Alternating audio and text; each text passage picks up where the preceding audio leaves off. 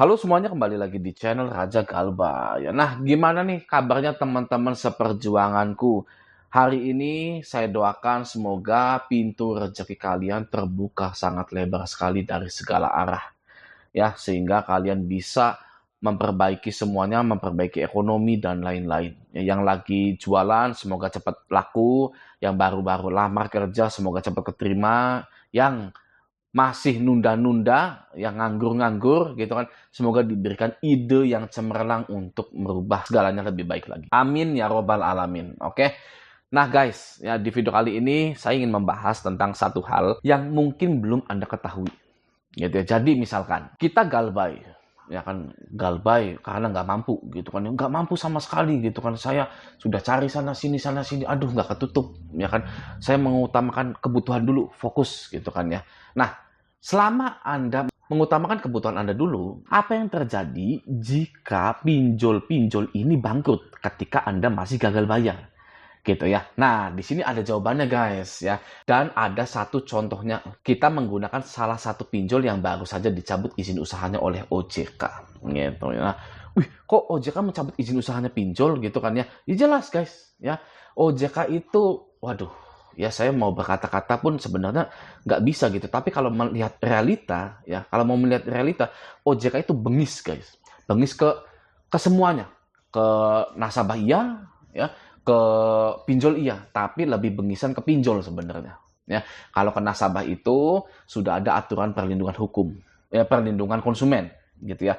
Kita sudah dilindungi, tidak boleh nagih ke kantor, tidak boleh nagih ke RT RW, tidak boleh nagih di publik. Pokoknya nggak boleh guys, ya harus benar-benar di domisili kita, tidak boleh kemana-mana.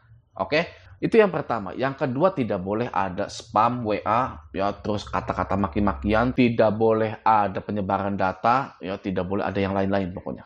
Nah, kalau OJK ke pinjol, kalau Anda mau tahu ya, OJK ke pinjol itu ya, OJK ke pinjol itu, sini, kamu transferkan ke saya 25 miliar setahun. Ya kan, kalau nggak bisa, saya cabut izin usahanya kamu. Ya, bodoh amat. Ya kan, mau kamu tahun-tahun kemarin bisa bayar, mau nggak bisa bayar, saya cabut izin kamu. Ya, seperti di sini guys. Ya, nih ya. OJK wajibkan pinjol kode lakukan 8 hal ini usai pencabutan izin usaha. Wih, berarti kan kode itu kan dulu-dulunya sudah setor kan ke OJK kan 25 miliar gitu kan. Kalau nggak salah ya 25 miliar gitu ya. Tapi sekalinya nggak ada. Ya guys ya, sekalinya modalnya nggak ada langsung dicabut. Bengis nggak? Ya kan, Pak tunggu dulu Pak, pastikan kodenya itu. Ya, Pak tunggu dulu Pak, kita lagi ngumpulin uang dan lain-lain misalkan gitu ya. Tapi OJK tidak mau. Gitu ya, alhamdulillah ya kalau OJK seperti itu ya berarti itu adalah langkah OJK mengurangi pinjol-pinjol di Indonesia ini. Gitu ya, kita tunggu sajalah ya kan, kita tunggu saja OJK ini dengan caranya sendiri menghapus pinjol-pinjol ini. Oke, nah di sini langsung kita bahas ya. Headline-nya ini di sini ya.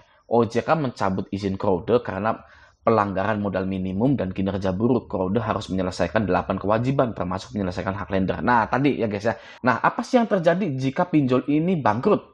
Gitu ya. Oke, kita baca di sini ya. Otoritas Jasa Keuangan atau OJK mencabut izin usaha PT Krode Membangun Bangsa pada 6 November 2025. OJK mewajibkan perusahaan pinjol atau fintech P2P lending itu menyelesaikan 8 poin penyelesaian masalah. Nah, OJK pun mewajibkan Krode untuk melakukan 8 hal setelah pencabutan izin usaha. Berikut daftarnya. Yang pertama, ya, menghentikan seluruh kegiatan usahanya sebagai penyelenggara pinjaman daring, kecuali untuk melaksanakan hal-hal sesuai ketentuan perundang-undangan. Ya, jadi sudah berhenti, stop.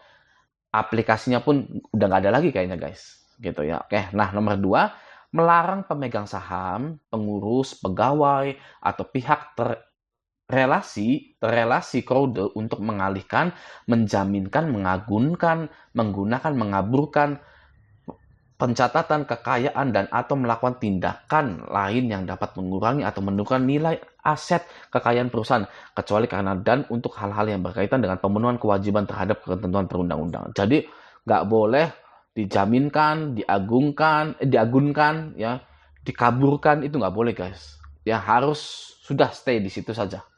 Gitu, oke. Nomor 3, menyelesaikan hak dan kewajiban kepada lender, borrower, atau pihak-pihak lainnya sesuai ketentuan perundang-undangan.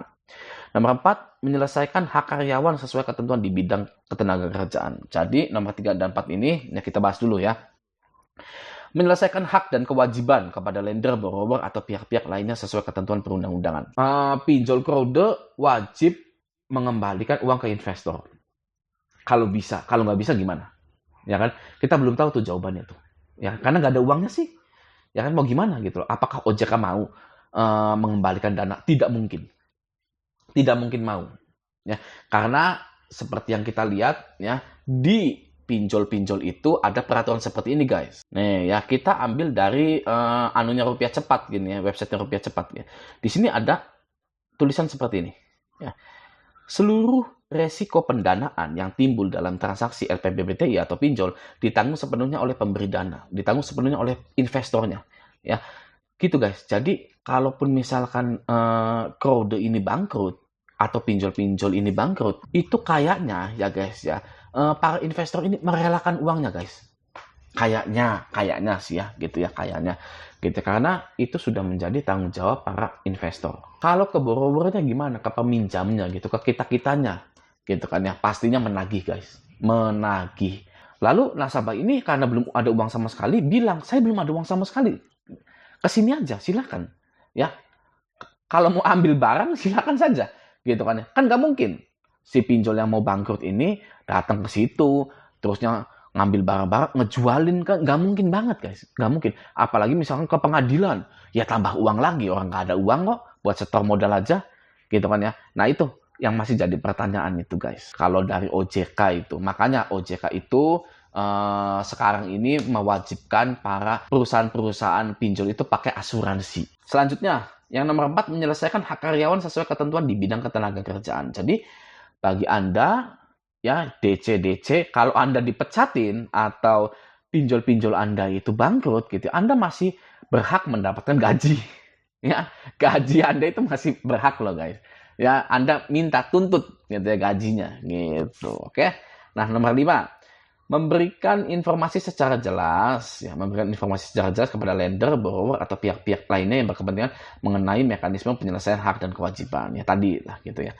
Nomor 6, menyelenggarakan RUPS paling lambat 30 hari kerja sejak tanggal pencabutan izin usaha ini untuk pembentukan tim likuidasi dan pembubaran badan hukum kode serta menyusun dan menyampaikan neraca penutupan kepada otoritas jasa keuangan sesuai ketentuan yang berlaku. Ya, ini merancang atau menyelenggarakan action untuk penutupannya gitulah guys ya. Nomor 7, menunjuk penanggung jawab dan pegawai yang bertugas sebagai gugus tugas dan pusat layanan untuk melayani kepentingan debitur dan masyarakat sampai dengan terbentuknya tim likuidasi dan harus dilaporkan kepada otoritas jasa keuangan paling lama 5 hari kerja sejak pemberitahuan pencabutan izin usaha dari otoritas jasa keuangan.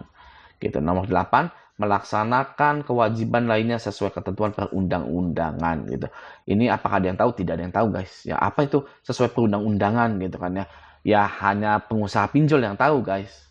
Gitu ya. Apa sih yang harus dilakukan gitu ya. Seperti itu guys. Jadi ketika Anda ini ya tadi ya kondisinya gitu ya. Anda tidak mampu sama sekali, ditagih oleh pinjol yang ingin bangkrut gitu ya. Anda jelaskan lagi, ya saya belum mampu, silakan ke sini saja. Kalau mau ambil barang-barang kipas-kipas saya ya silahkan, atau kalau mau ke pengadilan silahkan. Nah pastinya si pinjol ini, Pak Bu bayar pokoknya saja, Pak Bu bayar pokoknya saja. Ya kalau andanya masih belum mampu gimana? Gitu. Itu yang belum ada guys, belum ada solusinya beneran itu. Ya sampai Pak Prabowo aja menghapus hutang-hutang Galbay itu di BNI, BTN gitu ya. Pak Prabowo itu. Karena tidak ada solusinya guys untuk hal itu. Oke? Nah, jadi bagi Anda yang galbay-galbay dipinjol ya. Nah, jadi bagi Anda yang masih berjuang ekonominya ya, masih berjuang menjadi lebih baik lagi ya, tetap semangat. Yuk, ya kan kita semangat bareng-bareng. Anda juga kalau misalkan punya keluh kesah, silakan berbagi di grup Facebook Raja Galbay ini. Silakan. Tapi ya ini hati-hati. Kalau ada yang inbox, ada yang menawarkan jasa apa-apa, itu jangan pernah diladeni. Karena pasti penipuan. Oke? Nah, semoga video ini bermanfaat. Sampai jumpa di video selanjutnya.